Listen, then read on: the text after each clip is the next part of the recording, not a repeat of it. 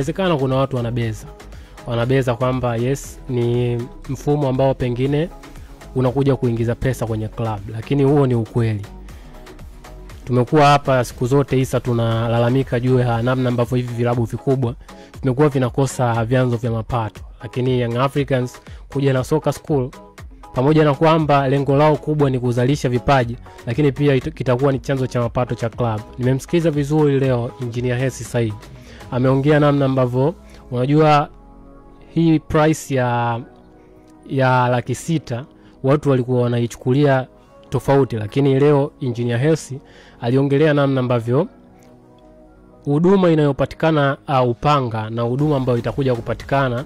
Alitolea mfano wa Tandika, akasema huduma ambayo inapatikana Tandika na huduma ambayo inapatikana Upanga ni vitu viwili tofauti. Kwa hiyo akasema kuna namna ambavyo ada itakuwa inapungua kutokana na sehemu ambapo kituo kilipo. Kwa mfano leo hii wameanzia Upanga, yes ni 600,000 kwa kuanza, lakini kwa mwezi itakuwa ni ada ya shilingi 400,000, ambayo tunajua sasa hivi ukweli ni kwamba mpira wa miguu sasa hivi umeondoka kwenye kipaji kama anavyoongea mwenzangu hapa. Umeondoka kwenye kipaji, sasa hivi umeenda kwenye kazi. Yaani ni sayansi lakini pia ni kazi.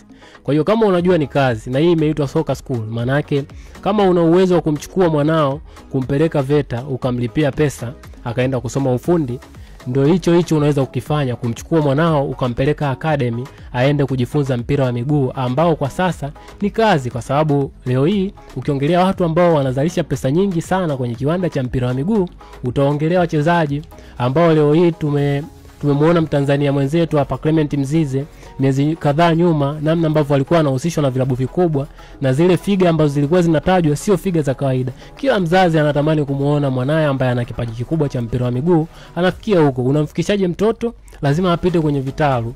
Vitalu ni vipi? Ndio hivi hapa. Yanga Soka School wameanzisha leo hii. Watu wakawa na suggest kwamba pengine wangefanya clinic ya kutafuta watu, lakini hii ni taasisi ambayo inajiendesha kibiashara. Lazima kuna namna yoyote ile unatakiwa kufanya ya kutafuta clinic, sijui kufanyaje. Hiyo ni kazi ya TFF.